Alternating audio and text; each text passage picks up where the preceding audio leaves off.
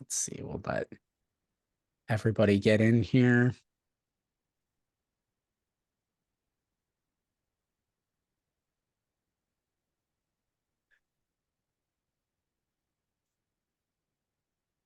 Awesome. The numbers are going up. That's great. Super. Welcome, everybody. I was actually really excited to host this one because I'm all about what you have to say. So I'm really excited to hear it. Well, good. Thank you. We have someone from Alaska. Hi, Madison. Welcome. Welcome, everybody. Florida. You have people from all over. This is awesome. Great to see it. All right. So, welcome, everybody, to this month's Pet Desk webinar series. It's Fulfill Your Heart, Navigating Growth and Self-Advocacy for Veterinary Technicians. And it'll be presented by the amazing Paige Allen, who I've had the pleasure of working with over the past few days. And we're really excited to get this started. Just wanted to make a quick note about those attending for the 1 hour CE credit. Note that you just must attend for the full session to get the credit, and they'll be emailed out to you over the next business day. Just stay tuned for an update on that too. I'm happy to hand over the floor to Paige and get things going. Super. Thank you, Adam. I really appreciate the introduction. For those of you who don't know me, Paige Allen, I'm a registered veterinary technician. I have been a registered veterinary technician for 40 years this fall. So I am one of the anomalies of the profession. I've stayed longer than those 5 to 7 years. I'm delighted to be here today with you guys. Thank you, Pet Desk, for providing this opportunity. I hope that everyone's Vet Tech Week last week was good, and I hope you felt the love, and I hope you're continuing to feel the love every single week and not just that week of Vet Tech Week. So we're going to go through some stuff today. Hopefully we'll have time at the end for questions. I am not monitoring the chat, but I'm hoping that Adam is doing that for me, and we'll hopefully have some time for questions at the end. So off we go. Yes, and a note on that, feel free to populate the Q&As below. And if you see the same question asked, you can just upvote it and we'll just make sure that we cover it. Thanks. Perfect. Thank you. All right. So I want to start off with a few things about the things that we already, most of us know already, but I want to give us all kind of a place to start from. So NAVTA did a survey recently. I guess it was just a year or so ago. Average salary for veterinary technicians, $17.40 an hour. We all know that, right? AVMA has done the survey also that talks about retention problems. I've already alluded to that, the 5 to 7 years where people, excuse me, are leaving the profession.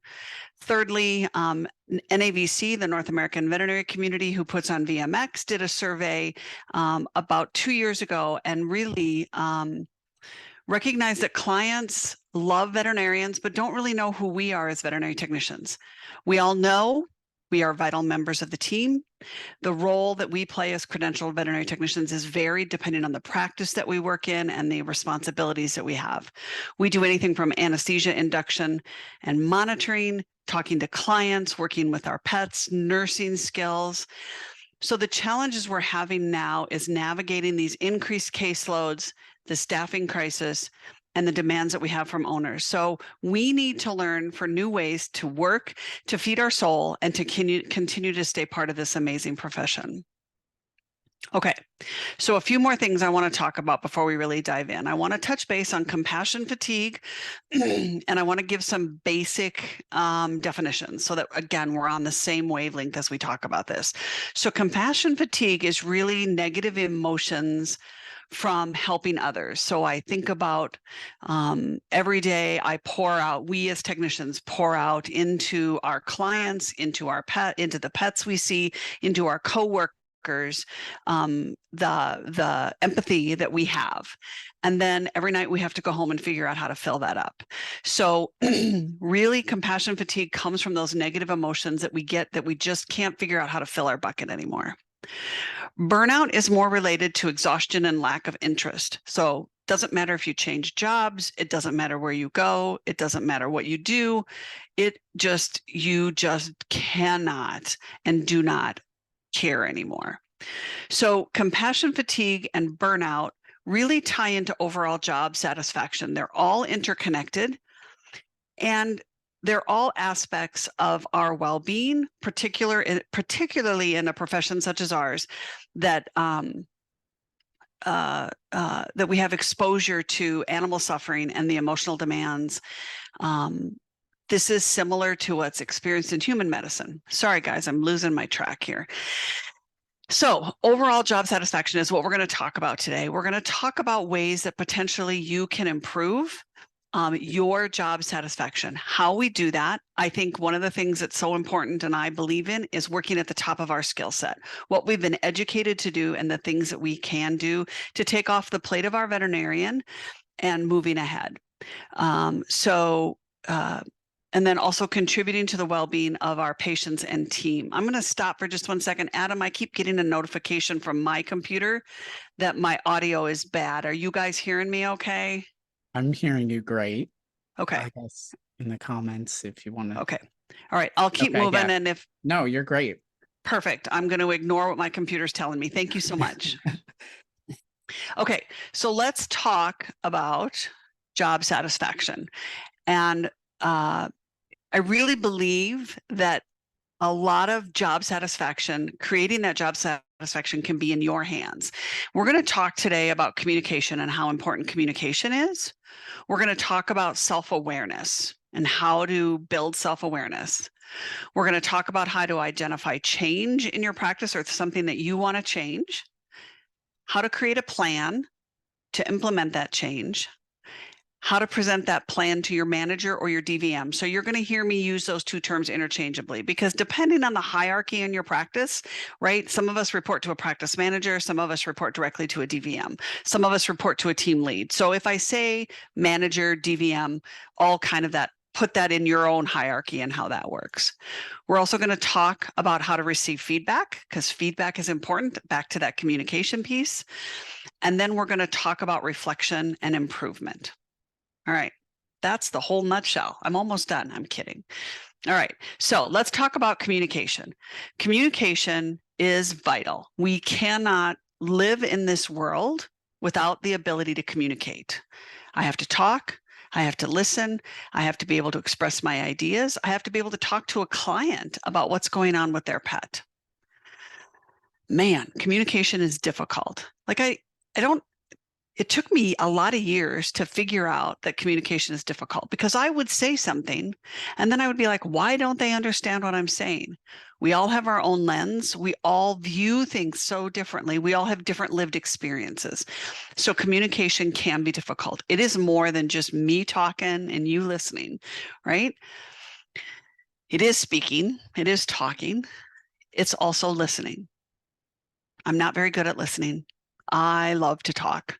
However, I do remember that I have 2 ears and 1 mouth, so I should be listening twice as much as I'm talking. Not very good at that, but I work on it. All right. The last step in communication, believe it or not, is reflection. And I don't really mean that in the sense of reflective listening. We've all heard of reflective listening. What I hear you say is, so yeah, that's a piece of it, but it feels all weird and awkward to do it that way. So for me, reflection is really thinking about what happened in this conversation that I just had. What could I have done better? What did I not communicate well? How can I help that person hear what I'm saying or understand my perspective? How can I understand their perspective, right? It's not all about them understanding mine, but me understanding where they're coming from. We're going to go through some of that and talk about how self-awareness can help you with that. Okay, so communication is a two-way street. Listening is as important as talking. I have a frog, hang on. Okay, so I want to talk about self-awareness. And I found this quote. It came from a book called The Theory of Objective Self-Awareness that was published in 1972 by Shelley Duvall and Robert Wickland. So self-awareness is the ability to focus on yourself and how your actions, thoughts, or emotions So sorry. Do or do not align with your internal standards. So if you are highly self-aware, you can objectively evaluate yourself, manage your emotions, and align your behavior with your values, and then understand how other people may perceive you. I'm going to mute for just a second.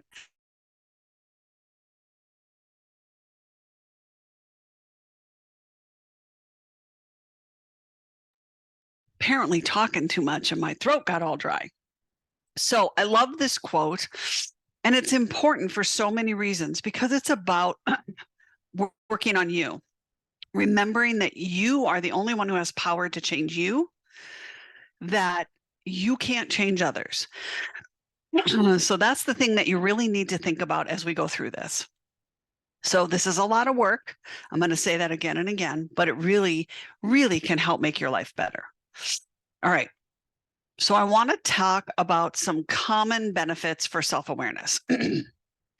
It gives you the power to influence outcomes. So let me tell you a little bit about what I mean by that. What I mean is when people know, so I know how I am. I know I talk a lot. I know I have strong opinions. I know I'm a quick decision maker. But I also have learned that about myself, and I'm not afraid to say that to people. I know that I have a strong opinion, but if you disagree with me, please, or if you see something differently, please tell me. So when you share that kind of self-awareness, people actually will listen to you. So I don't mean influencing outcomes in a bad way, like you're manipulating people, but your voice matters. People listen to you because they know that you've been thoughtful and that you have looked at this and that you are self-aware. So being able to influence those outcomes also helps with decision making, either with yourself or with others as part of a team. Again, your voice is heard because you are aware of yourself and you've shared that with people and they know where you're coming from. So it's a lot of, and I'll talk about this later, but honesty and I forgot the word. Vulnerability. That's the word. All right. It gives us more self-confidence. When you know where you're coming from because you are self-aware, the confidence level of yourself changes. I don't know if that was a correct sentence or not, but it does really give you more self-confidence. You know where your voice is coming from. You know what your thought process is. You know how you got where you are. Multiple perspectives. It gives you the ability, as I've already talked about, to listen to others, to listen to perspectives, to pull the emotions out of the conversation or try, right? Or acknowledge the emotions and then put them aside so that you can be objective and you can listen to other people's perspectives and you can really listen and say, they're making a really good point. I hadn't thought about it that way. How can we incorporate these things? How can we move together and make this better? All right. Frees us from assumptions and biases. So when you are self-aware about your own internal biases, and we all have internal biases, we all see things through our specific lens of the things that we were exposed to. We all see, we all think about things differently. So I'm going to be really vulnerable with you and share a little bit of an internal bias that I know I have. So I grew up in South Dakota. My father grew up in Western South Dakota, where there are several Native American reservations. And so growing up in a state that has reservations and seeing that population of Native Americans, I have perceptions. They're not correct. They're perceptions. My internal bias was formed in many ways by the conversations or the things that I heard my father say as I was growing up.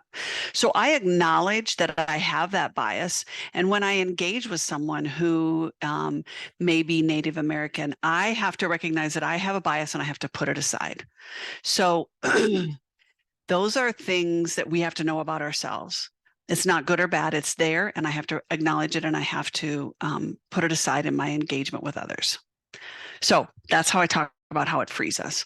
It helps us build relationships. Again, when you're vulnerable and you're aware of yourself and you can have those conversations, relationships build better. You're honest and vulnerable. I love those words and hate them at the same time because it's hard to do both of those things. it gives you greater emotional regulation. So when you are upset about something, or when I'm upset about something, I can internally have a conversation about, why am I upset? What is the emotion here? What is the trigger that has happened? How can I acknowledge it, put it off to the side so that we can work as a team to work through whatever we're trying to do? All right. It decreases stress. Can't even tell you how amazing that is. When you are self-aware, there is not always this boiling thing underneath of you trying to figure out what's going on, because you've done it. You've done the hard work. You've figured those things out. And so the stress level goes away. None of us need stress, right? Okay. So now I'm going to talk about vulnerability and trust. I've already mentioned them. Two things that are super hard, but go really well together. Vulnerability actually fosters closeness, trust, and intimacy, because it tells the person that you're with that you trust them. When you are vulnerable with someone, it is showing that you trust them. And it is always the hope, right? That they will be vulnerable and allow you and trust you to not abuse that. This really allows you to get to know each other, know how each other's think, how you think, both think, or all think, what you value and what you aspire to. So vulnerability really is the willingness to show up and share your authentic self, while knowing that you do not always have control of the outcome, over the outcome of your interactions. So when you are vulnerable and you share something, it can backfire. We all know that. We've all had that happen. So this is a really tough step. Again, but if you think about self-awareness, you know how you are, you know the things. If you can share that with people and be vulnerable, it will really help build those relationships. All right. Got to click in the right spot. So vulnerability removes defensiveness, promotes empathy, and bolsters creativity. Could you imagine what the workplace would be like if nobody was defensive, if you were all empathetic with each other and what you have going on, and how creative you could all be to getting things done in a day, right? Those solutions. So I've started really reading and listening to Brene Brown. I'm pretty early in my time listening to her. Hopefully some of you guys have engaged with her, watched some of her videos, read her books. I started reading, well, I haven't read it yet. I got it from a friend, but I have a quote from her from the book, that's The Power of Vulnerability. And the quote from Brene Brown is this: "Many associate vulnerability with weakness and push people away out of fear of rejection or ridicule. However, you cannot experience wholeheartedness in your life without it." So really thinking about vulnerability is not weakness. Vulnerability is strength, being able to bring people in to who you are and sharing that with them without fear of rejection or ridicule. Super hard, super hard. Okay. So now we've talked about self-awareness, we've talked about vulnerability and trust. So those are really important things as you're starting to think about what, how you want to move forward. So some questions that I want you to think about asking yourself, but also asking and thinking about others and the engagements that you have with them. So the first one is, what are your strengths and how can you lean into them? What are the things that you do really well, that you love to do, that are easy for you to do? What are those strengths? So thinking about that. Then of course you have to go to the other side, right? What are your weaknesses or challenges? And how do you compensate for them? Or even better, how does someone on your team complement those? Maybe they have a strength that you don't have, vice versa. How can you work well together and synergistically? Are you a planner or a doer? I tend to be a doer. I like a plan, but I'm really fast with my plan. Put the plan together, out the door I go. All right. Are you quiet or loud? Guess which one I am. I am loud, and I can shut down the quiet people without ever intending to do so.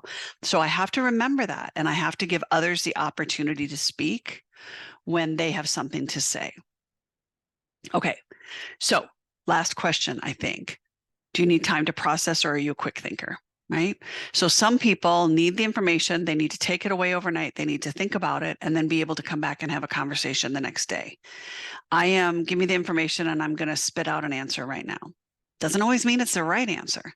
So I really appreciate those people who can think through things and want to look at it from all angles and then come back and bring it back so that we can talk about it.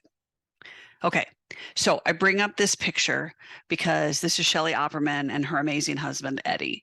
Shelly and I worked together for 5 years at Purdue as academic advisors. Shelly's not a vet tech. I am a vet tech, but we work together advising our veterinary nursing students at Purdue.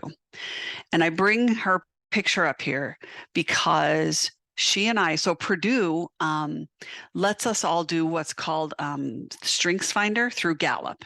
And we learn, students do it, faculty and staff can do it, everybody can do it. We learn what our strengths are and how to capitalize, or how to what was the word I used earlier? How to lean into them, right? So Shelly and I are opposites. So my strength is I'm a learner, I'm strategic, communication, input, and activator. Shelly is a relator, analytical, discipline, consistency, and harmony. Do you think we bumped heads? Oh my God. The whole first year we worked together, I don't know how she didn't kill me. I think she thought about killing me more than I thought about killing her, because I was just like, come on, let's go. We figured out, when we finally figured out how to work together, it was amazing. We would, Shelly was my list maker. She was the person who had a calendar and knew when everything was going to happen. I was the one who she could put the PowerPoints together and make them amazing, making sure they were all in the same font and making sure they were all the same size and making sure they looked good. And I was the one who could stand up in front of the room and talk through the slides and jump ahead. And she'd be like, nope, you're a slide ahead. You got to come back. So she depended on me for the big strategic thinking. I depended on her for making sure that I did all the details, right? That the details happened. So if you can, you don't have to do those things, those Myers-Briggs, the My Strengths, any of those, you don't have to do them, but sitting down and having those conversations, being vulnerable, this is what I'm really good at, but this is what you're really good at. And how can we work together to make things better at our practice, right? All levels. Doesn't matter whether you're a technician, an assistant, a veterinarian, CSR, the kennel people, it's everybody figuring out how we can work best together to make everything amazing. Not every day is going to be amazing. I understand that. All right. So when you do this type of self-assessment, it identifies your personal strengths and can help you really look at what the strengths are of others. But it's super important that you have to be honest. You cannot fake your way through this. You have to really look at the hard parts of yourself, what you like, what you don't like, how you can be better, where you need help, and asking for that help. Super important. Okay. So we've done all this work. We know who we are. We know what we want to do. We want to now figure out, what do we want to do at the practice that we want to take to our manager, to our DVM? I want to do this, right? DVMs, what are the things that DVMs are supposed to do? Prescribe, diagnose, surgery. What am I missing? Prognose, the 4 things, right? We're supposed to do everything else. So we should be. So look around your practice. What can you take off your DVM's plate that that can help things get better and give you better job satisfaction, right? Okay, so is it patient care? So always looking at, what does patient care look like? What are the efficiencies that we can make better, right? Make things more efficient. We can see more patients. We can go home on time. And money. I don't ever want you to be afraid to talk about money. We all do this profession because we love animals. But if there's no money, the rent doesn't get paid, the electricity doesn't get paid, we don't get paid, and we don't have a job. So don't be afraid to think about the money, the cost pieces, but also the income pieces and how you can have that conversation. So what can you do? Better patient care, more higher efficiency, or to bring the practice in more money. That's kind of where I start when I'm thinking about an idea of something I want to do. Okay. So I'm going to really just talk about today, like DVM RVT assistant. What do you want to do? I'm not going to do the CSRs. I'm not going to talk about kennel work, but this is the realm that I want you to look in. So who's doing what? Right? Are you restraining as a registered veterinary technician or a credentialed veterinary technician and the DVM is drawing blood? I mean, sometimes that happens, right? It's just you and the DVM and that's how it works, or the DVM restrains and you draw blood. So that happens. But really look at, are there things, do you have enough staff to do more to be able to work at the top of your skill set and get everything done? What can be elevated? What can be elevated to you as elevated to you as a technician? What can be elevated to the assistant that you are doing? Right? What are those things of who can be doing what? And we're working at the top of our skill set and we are efficient and we're making the practice money. I want us to work smarter and not harder. So looking at those things, who's doing what can be elevated or moved to someone else? How can we work smarter and not harder? All right, so that's where I always start when I'm working on what do I want to change. So as a registered veterinary technician and you're sitting in practice, credentialed veterinary technician, sorry, in Indiana, we're registered. So that's always what's in my brain. So do you want to get into management? And so when I think about the management things that you can do as a technician or that you can move to is managing people and managing inventory. And not everybody wants to do that. That's okay. But if you have an interest in doing that, then what does that look like? How can you do that? Do you want to create or take over a process? Do you want to create a whole new process? So I think about if we start with something, I'm going to try to remember to use this through the whole presentation about you have decided that it's time maybe for a specific room in your clinic to be used for dentals and dental x-rays, and you want to get a unit purchased and you want to have dedicated space, right? So that's creating something from scratch, from brand new, that's going to take a lot of work and a lot of engagement from everybody in the practice. Or do you want to take over a process? Is your DVM managing the inventory? Is your DVM managing your lab area? Can you take that process over from them?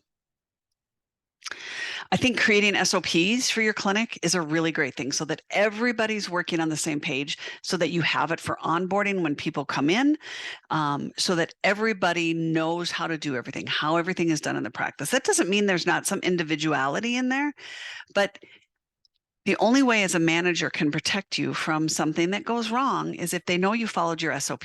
Right? You did all the steps you were supposed to do, or your DVM in a case where maybe a patient dies. We all followed the SOP. We did what we were supposed to do. Right? So thinking about, do you want to, is this something that interests you? If you're not interested in management, I am all about that too. I don't think that we as technicians have to move into management to further our career or to feel job satisfaction. So I think about the clinical aspects of being a technician. Can you do technician only appointments, right? What can you do legally within the laws in your state? What can you do as technician appointments? So I think about, and I probably have this later, see, I need Shelley to keep me on track, but I think about vaccinations. In the state of Indiana, I legally cannot give a rabies vaccination. I can give all the rest of them. I can work under indirect supervision, so I can do all of those except rabies. The only reason I can't do rabies is because the law was written back when it was a live vaccine, and now that it's no longer a live vaccine, there's no worry, but nobody's changed the law. So can I do vaccination appointments, right? I could, except for rabies. All right, wellness, medication, post-op checks, right? Wellness checks on your puppies and kittens, your young dogs, even your geriatric patients. You could have a wellness protocol for them that you're in charge of. And if you see anything that's not right, you go to the DVM, right? So that's again where that relationship, the vulnerability, the trust comes in, because they have to be willing to trust you that you're going to come to them when you don't know the answer or when you see something wrong. So hard to say, I screwed up. I don't know. I don't understand. But that will again build that trust and vulnerability between the two of you so that they know you can do things. One of the stories I used to love to tell my students was when I was back a long time ago doing anesthesia in the large animal clinic, and we would come in for colics at night. And this was before we had anesthesiologists at our clinic. So I, as the technician, was doing the anesthesia and ran the protocol by the surgeon, all those kinds of things. But I'm doing anesthesia while the surgeon's doing surgery. And so we were in the middle of the night, and Dr. Adams said, I was working on this colic, and I was reporting something to him, and I don't even remember what. What I remember him looking at me, he turned to me and he looked at me and he said, Paige, I need to do surgery and I need you to do anesthesia. Now that sounds a little harsh, but what he was saying to me was, Paige, I trust you. I know you know what you're doing, and I know that you will come to me if you need help. But let me do my surgery and you do anesthesia. That was a huge moment for me, a huge way for me to know that he trusted me in what I was doing. So building those relationships with your manager, with your DVM, with your other technicians is so important, because if I trust you to do something, I don't have to manage you. I don't have to watch you. I know that if you make a mistake, you're going to come and tell me, or if you don't know, you're going to come and say, Paige, I don't understand what I'm doing. And I have this ability then to say, let's figure it out. Let's work together. All right. See, there's vaccinations, dentals and vaccinations. What can you do? Laws in your state, relationship with your DVM. Does that make sense? So it doesn't have to always move into management. If you don't want to move into management, don't. All right. So you found something that you want to do, that you want to change, that you want to propose to your DVM or your manager. So you got to start with creating your plan. So as you create your plan, these are some questions that I want you to think about. Who's impacted?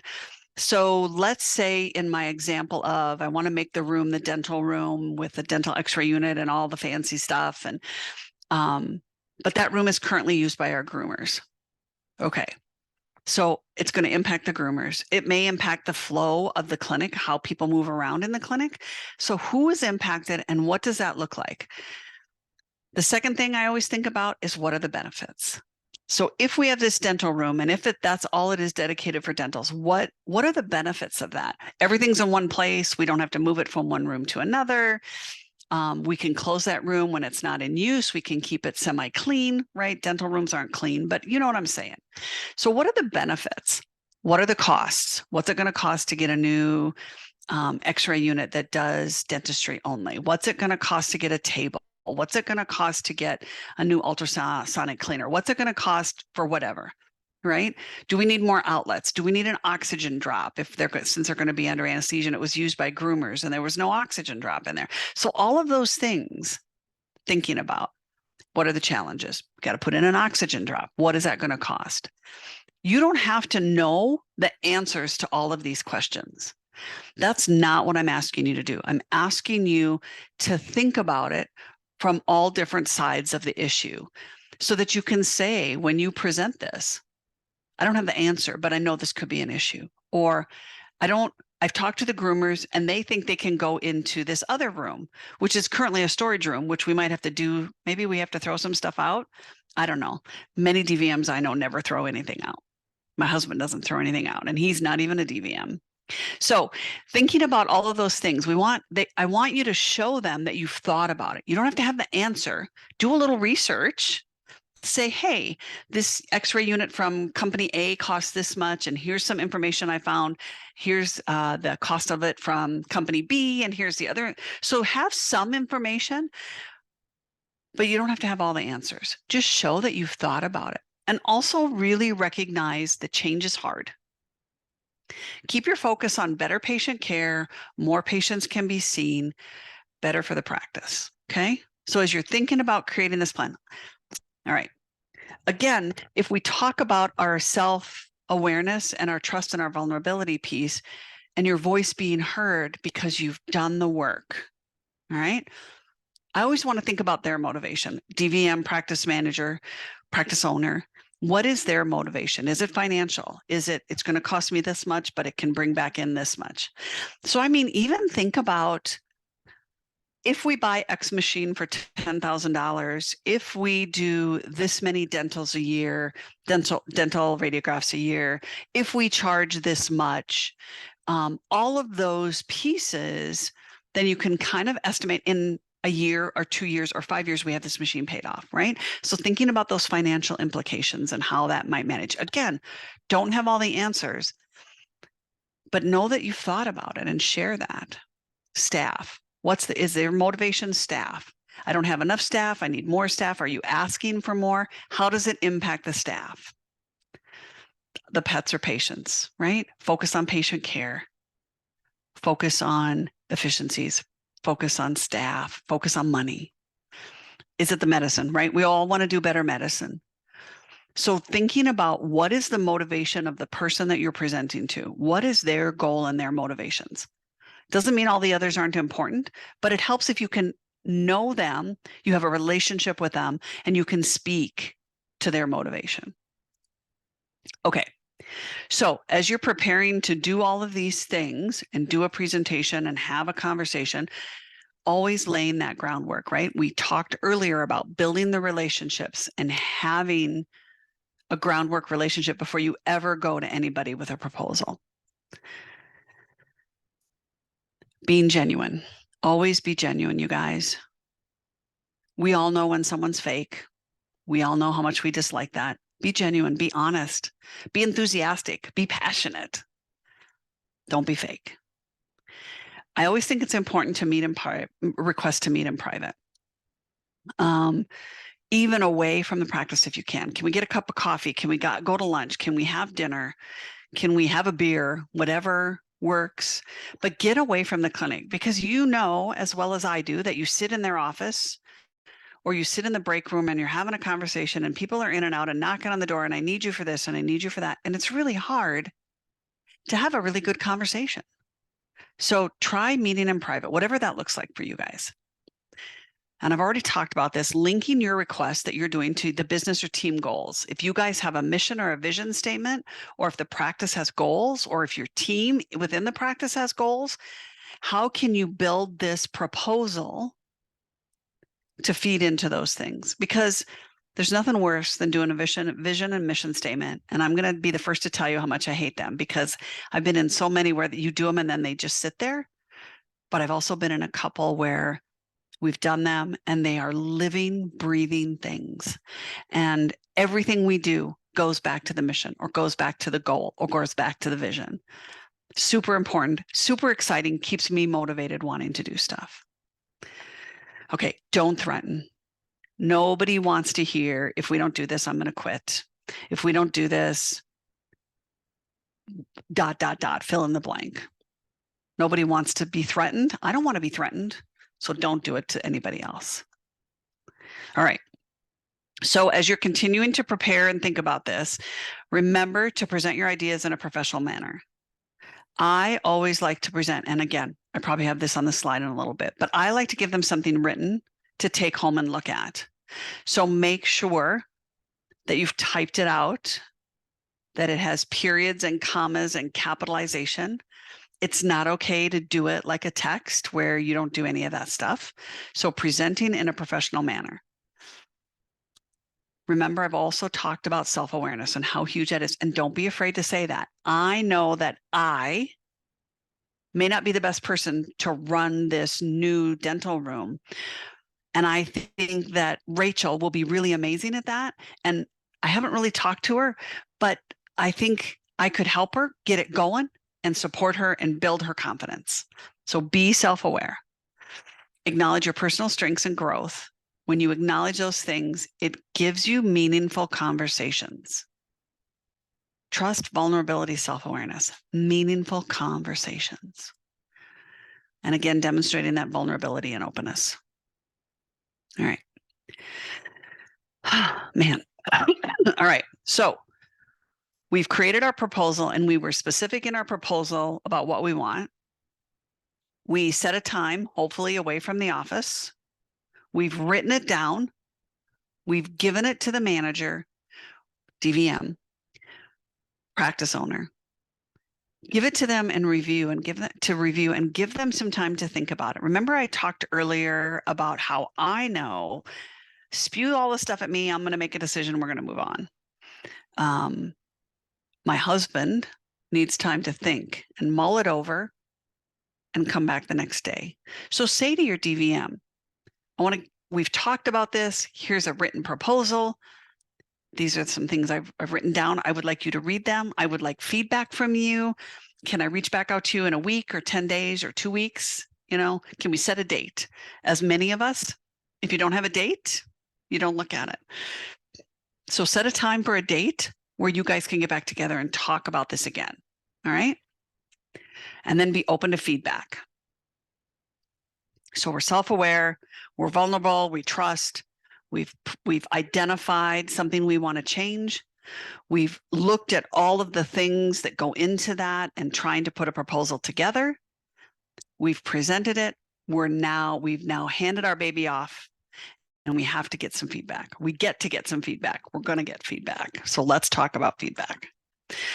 So feedback can go a couple different ways, right?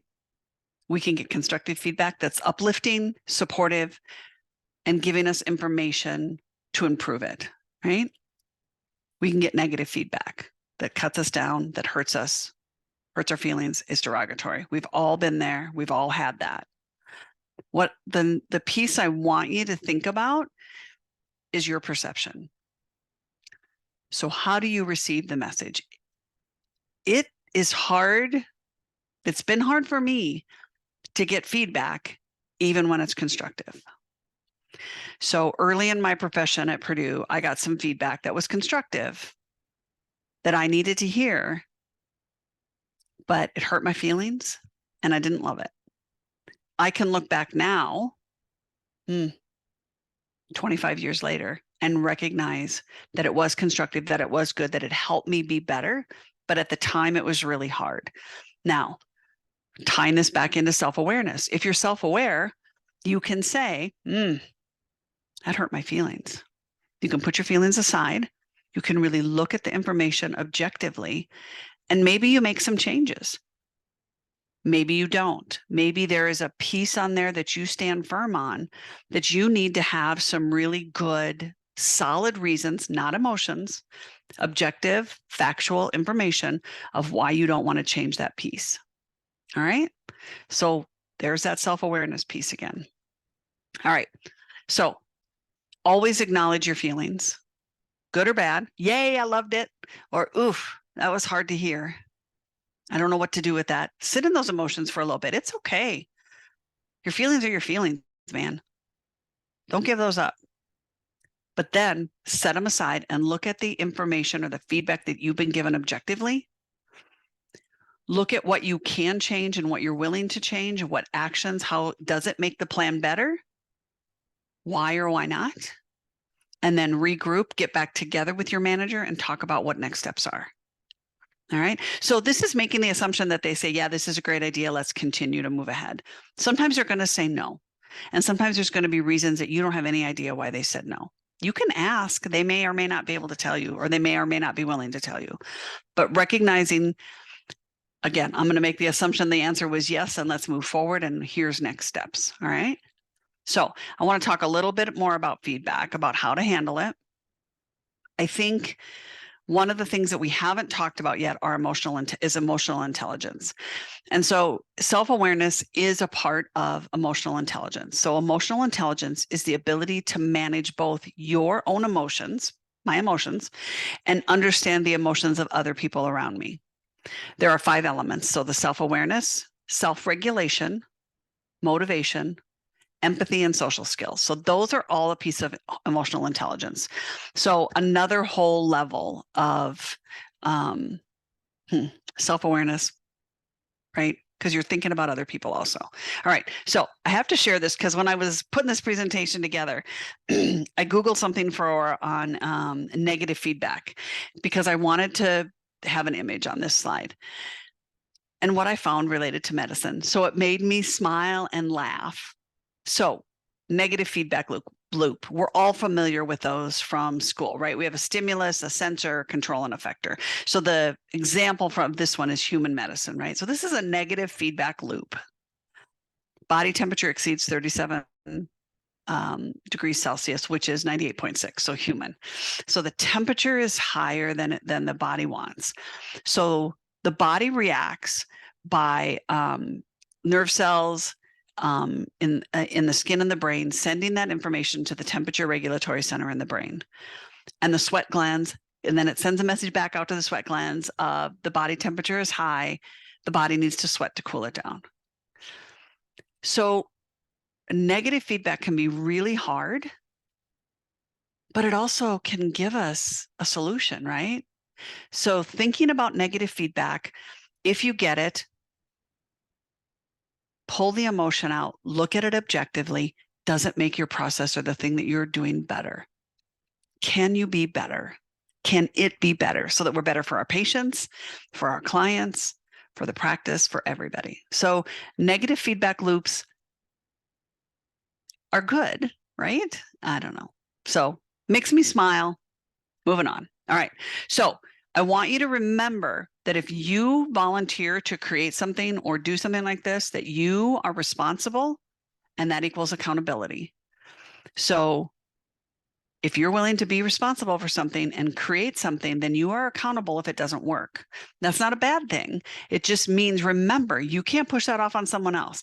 But self-awareness leads you to taking responsibility, and it leads you to personal growth, improvement for you, improvement for your patients, and improvement for the entire team. So accountability, I already said this, accountability leads to improvement. So don't be afraid to be accountable. That means you also have the power to fix it and make it better if it's not working. All right. So segue, reflection and improvement. Reflection and improvement never stops. You always look at what you can do better and how it can be better next time. So say we got the dental room, we've got all of our equipment. Things are going along, but the problem is I don't have staff. I don't have a technician who can do all of the dentals. What is my solution? How can I make that better? Or do we only do dentals on Tuesdays and Thursdays and a dedicated technician, and we see other types of cases that we can delegate to assistants? What does that look like? So continually evaluating and updating the process and how it's going. It's never going to be perfect. Don't expect perfection. Don't be afraid. Feedback and failure help us grow and be better. I already gave you an example of some feedback that felt like I had failed, and really, I wouldn't change it for anything in the world right now because it's helped me become who I am today, a better technician, a better human being, all of those things. All right. So I put this picture up. This is Aaliyah. She was one of my last advisees. She came to us from main campus, wanted to come into our vet tech program. She was really struggling with some of her science classes. She got feedback from me. We had lots of conversations about what happens if you don't get in, what happens if you don't do well in this class. But Aaliyah took my feedback, took the information, got into the program, and now she's in her second year of our program. So it's actually the third year. She'll graduate a year from May. And she is amazing. She has blossomed into this wonderful leader. She's on several committees as a student. She's engaged with her classmates. She is a leader, and I can't wait to see where she goes. So she had a really hard time. There was a lot of difficult feedback. She took that feedback and she has turned herself around and is doing amazing. So I wanted to share that with you. All right. I think we're almost to the last slide. All right. So I want to leave you with a statement. Perfection is not what we should strive for when we attempt new things. I also heard recently perfection is perfection is the opposite of or stops good things from happening. So please, I know we all want to be perfect. I know we all want to do it right the first time, but we don't. And that's okay. And so I'm going to share another little vulnerable moment here with you. So my husband and I travel, and everywhere we go, I take dorky selfies or ussies with the two of us. And people always say, "Can I take your picture?" And I'm like, "No, this is our thing. I love to do this." And you can see some of these. My face is funny. My eyes are scrunched up because I'm smiling. My husband has a funny look on his face. And one of them, sometimes you can see in the car, he's not very happy.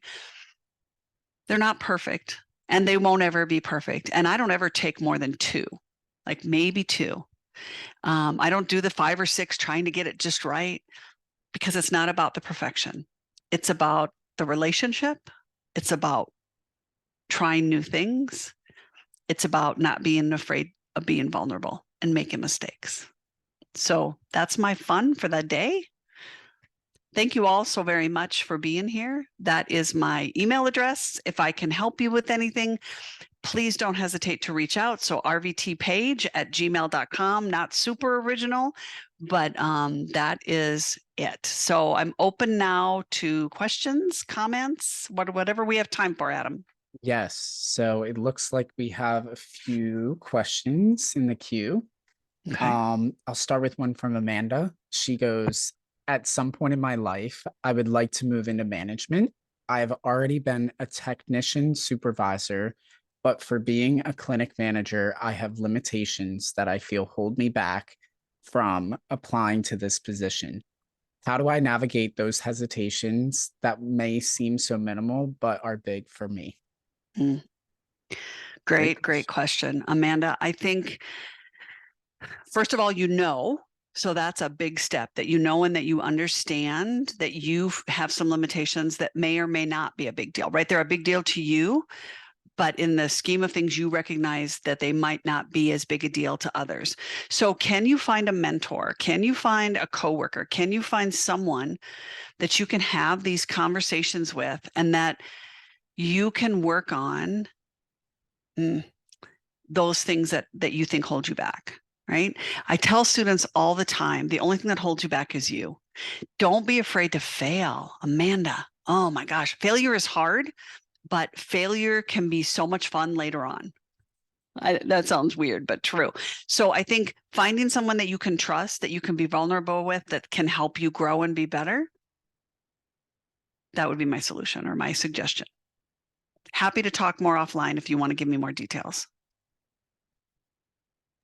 Awesome. And then I guess we have a follow-up from Christina.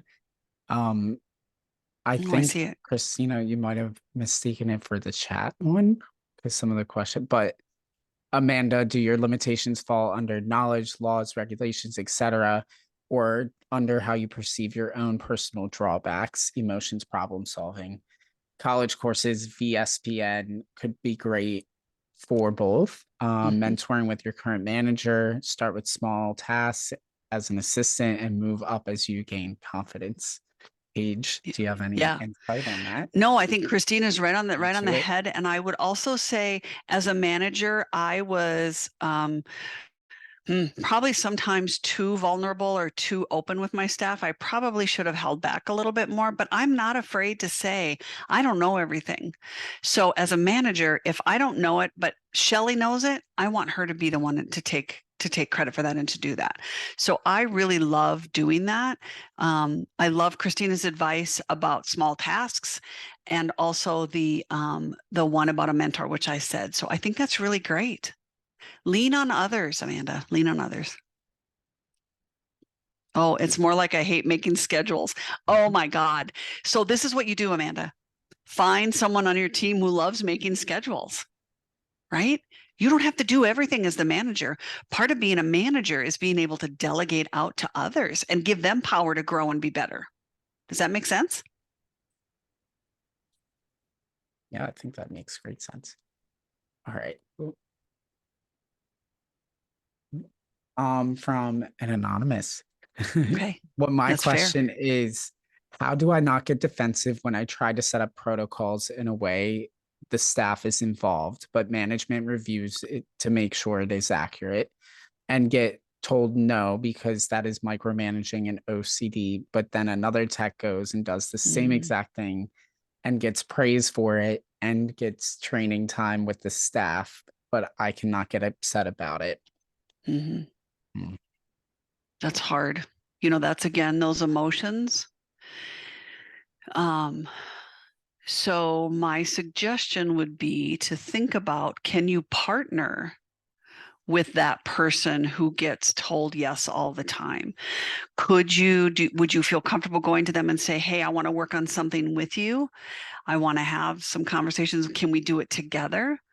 I mean, it's hard to know. Is it a personality thing? Is it a presentation thing? Is it a power thing? All of those things are questions, are good questions and hard to answer. But if you could, so if you've acknowledged your emotions, you're defensive, you get defensive. Can you think about why? I think you've given us some of those answers to why. But would you be willing to work with that person and do it together and see what happens? Maybe they can learn from you. Maybe you can learn from them. Maybe then it gets approved. Hope that helps. That's a hard one. Perfect.